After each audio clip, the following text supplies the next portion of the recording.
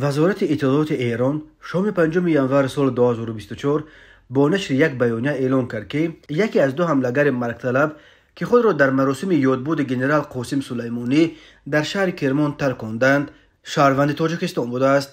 بر اثر این حمله روز 3 ینور سال 2024 در کرمان حدود 100 تن کشته و بیش از 280 نفر دیگر مجروح شدند.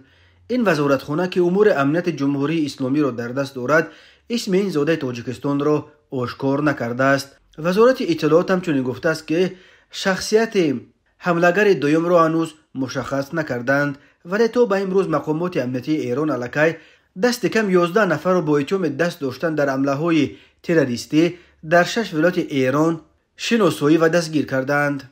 بیانیه وزارت اطلاعات ساعت بعد از مراسم نماز جنازه و دفن قربانیان ترکش‌های کرمان نشر شد.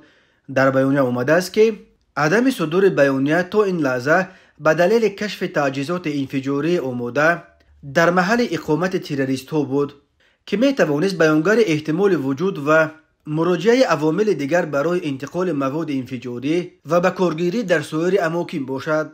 در حمله های کرمان به گفته پزشکان 28 کودک و نورسان نابالغ از جمله 5 کودک مهاجران افغان نیز جان خود را از دست داده.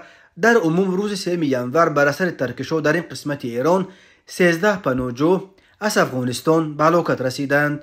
روز 4 ینور گروه تروریستی به نام دولت اسلامی با انتشار بیانیه در کانال‌های مربوط به آن در شبکه تلگرام مسئولیت هر دو ترکش در کرمان را به دوش گرفت. این حمله ها را ادامه کورزار به ضد شیعه ها نامید. ترکش‌های کرمان با زیر 100 کشته‌اش خونین‌ترین حمله در ایران بعد انقلاب اسلامی سال 1979 دانسته می شود. این مراسم یادبود روز چهارشنبه 3 ینور در کرمان در محل دفن جنرال سلیمانی به یاد سالگرد 4 کشته شدن او در حمله در بغداد دایر شد.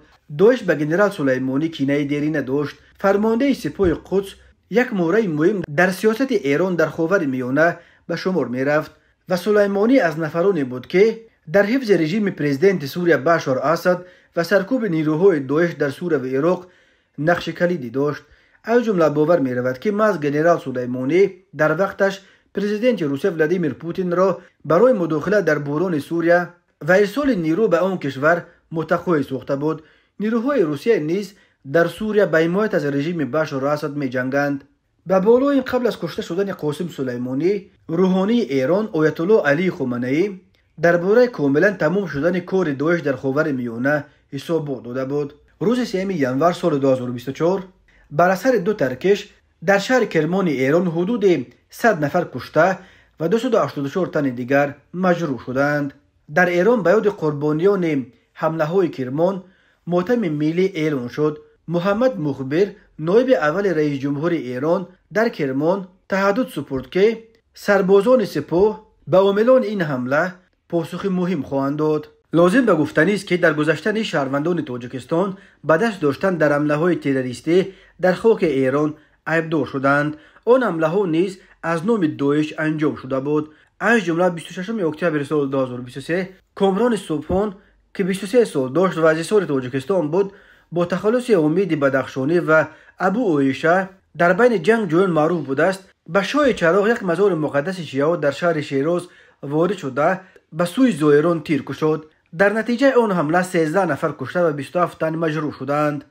روز 13 آگوست سال 2023 داعش به نشان انتقام از صدور حکم قتل شریکان کامران صبحان به مزار شاه چراغ حمله دوم را صورت داد که 2 کشته و 7 زخمی به جا گذاشت. با جرم دست داشتن در این حمله شهروند تاجیکستان رحمت الله نوروزوف علیه ماه سپتامبر سال 2023 به حکم قتل محکوم شد. تفتیشات گفته بود رحمت الله نوروزوف با خود یک автомат و 8 مگزین عبارت از 240 تیر داشت، ولی تا لحظه بازداشتش توانست که بالای زائران همگی 11 تیر خالی کند.